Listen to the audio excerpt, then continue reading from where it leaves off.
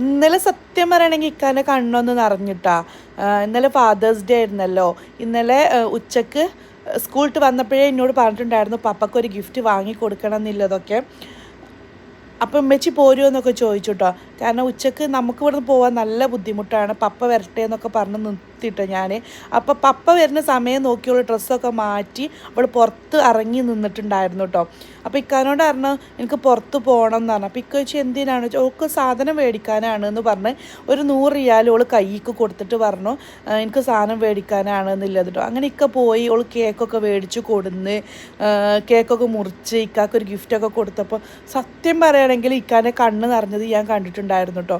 പിന്നെ ഞാൻ ഈ വീഡിയോ ഇവിടെ പോസ്റ്റ് ചെയ്യാൻ കാരണം എന്താ ചോദിച്ചു കഴിഞ്ഞാൽ കുറേ കാലത്തിന് ശേഷമാണ് ഇക്ക ഇങ്ങനെ സന്തോഷിച്ചായിട്ട് ഞാൻ കാണുന്നത് കേട്ടോ.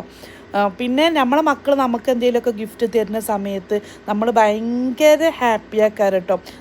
അവർ നമ്മളെ കെയറിങ്ങും നമ്മളായിട്ടുള്ള പെരുമാറ്റവും കാര്യങ്ങളൊക്കെ കാണുമ്പോൾ കേട്ടോ ഇക്കൊക്കെ ഭയങ്കര സന്തോഷമായിട്ടുണ്ട് ഓളിങ്ങനെ ഗിഫ്റ്റൊക്കെ തന്നപ്പോൾ.